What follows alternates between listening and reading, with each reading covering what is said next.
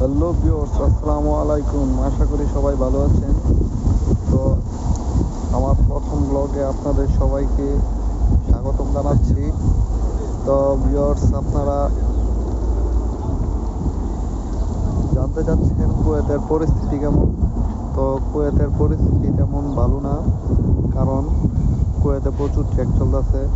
তো চেকের মাঝে পার্ট টাইম পাওয়া আর কি টাফস হয়ে যাচ্ছে।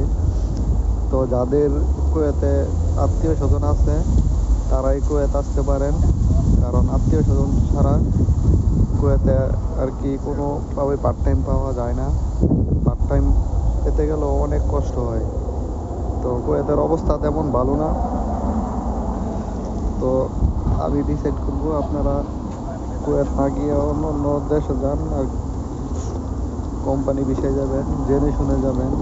তো আপনারা যদি জেনে শুনে না যান তাহলে অনেক হুমকির মুখোমুখি হতে হবে, অনেক বিপদের মুখোমুখি হতে হবে। দেখা গেছে খাওয়ার কষ্ট করতে হবে। যদি আত্মীয় স্বজন না থাকে তাহলে অনেক খাওয়ার কষ্ট করতে হবে, অনেক কষ্ট করতে হবে। আর আত্মীয় স্বজন থাকলে তো এটা অন্য ব্যাপার।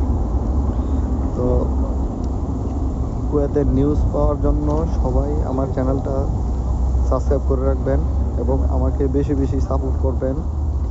তো আমি আপনাদের ডেইলি কুয়েতের নিউজ দেওয়ার চেষ্টা করব। তো আর কুয়েতে এখন প্রচুর শীত চলতেছে। গরমের সময় প্রচুর গরম, শীতের সময় প্রচুর শীত। তো দেখতেই পাচ্ছেন প্রচুর বাতাসের কারণে সব থেকে বেশি শীত করে। আর কুয়েত আবহাওয়াটা আর কি অনেক গরম।